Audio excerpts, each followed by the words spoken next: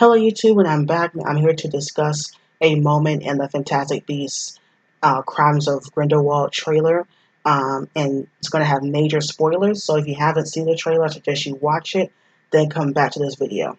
Alright, so of course the big revelation that they were teasing yesterday in the trailer is that Nagini is in this movie and is being played by a human, obviously. We found out that Nagini used to be a human female who the character is a contortionist in the movie, and I'm assuming that she's going to be paired off with Credence. It seems like they're close. If you see the posters of this particular movie, you see them kind of hugged up with each other. So it's revealed, in the trailer, Credence says Nagini, and she transforms into the snake that we all know from the Harry Potter movies and books. And this got mixed reactions, of course. My first reaction to it, I was really confused because I was like, what did he say? Then I rewound it and went back. I was like, oh, he did say Nagini. Okay, that was the big revelation. I did not know that was going to happen. And I thought she was an animagus, but J.K. Rowling said she was something else. I forgot what the term was. You can look it up because she's said it on her Twitter. Basically, what she is. Her bloodline has been tainted. It's something that's passed down from mother to daughter. It's kind of a defect to where, only in the female line is that they're affected to be turned into a creature and they don't have a sense of self. Whereas in Animagus, you can transform at will. Like McGonagall can transform into a cat, turn back into McGonagall, and, like Sirius turn into a wolf. James Potter can turn into a deer, going back and forth. They have a consciousness of who they are when they're animals. Whereas with Nagini, she doesn't. So that explains why, I guess, in the books and movies, we never see her transform back and forth, but she's only a snake. When she transforms into a snake, she is an animal, and that's it. All right, so that's the whole thing, and that seems confusing. I'm sorry. That's what I've gotten from it, and I was confused too. And the mixed reactions, of course, people have mixed reactions, and I kind of don't blame the mixed reaction, considering how J.K. Rowling has been revealing stuff for the past few years about the series. Of course, Dumbledore being gay, and then the whole Ron and Hermione thing, the Ilvermorny thing. There was a whole debacle on Twitter a couple years ago about Jewish students in Hogwarts, queer characters, LGBTQ characters, characters of color, Hermione changing race, and that she always thought that Hermione always racially ambiguous when and then now with this, then the Nagini reveal, she said that she's been keeping this for 20 years. People are skeptical about that. I don't blame them because, it's kind of like, did she think about this earlier?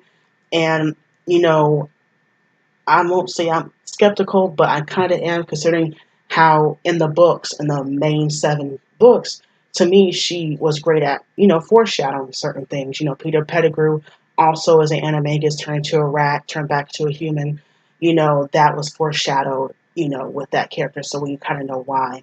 And plus him being a rat, concerning what he did, you know, killed Harry's parents, kind of put them out there to Voldemort and told on them.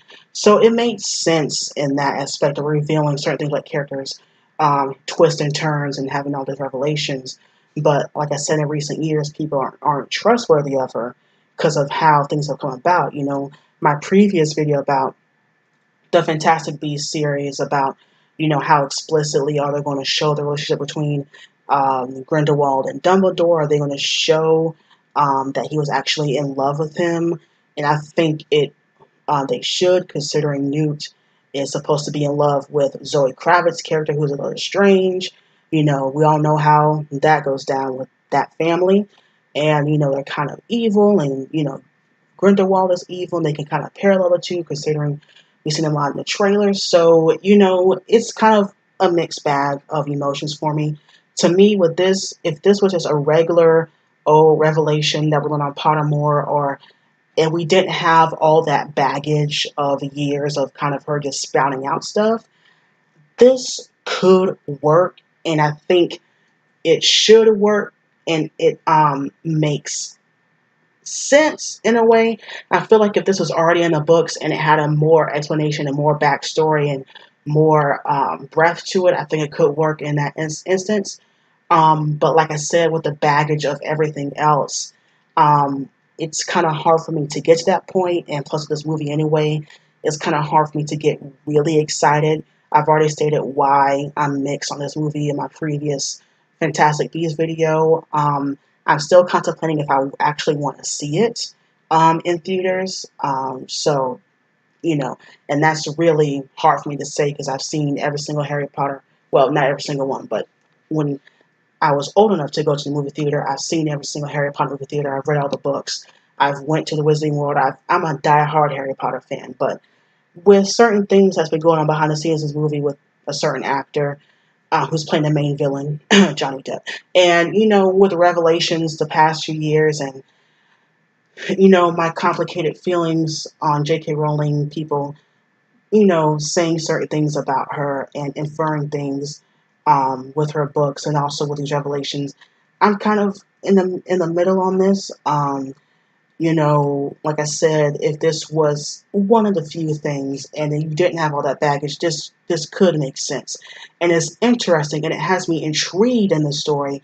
Whereas before I was kind of lukewarm on this movie as a whole and as on the whole franchise of Fantastic Beasts, I was lukewarm, but this is something that we needed in the last movie, that we needed in this universe to kind of bring back that mystery, that intrigue, that emotional attachment, that really character work that they could do with this character of Nagini, and how she ends up and everything. But so yeah, I'm mixed on this because what are your feelings about this? Are you mixed? Are you happy? Are you disappointed? I know a lot of people were disappointed, and you can look at certain articles of what people infer from this, and from, of course, people who are Korean, because the actress is Korean, and basically a conversation about that.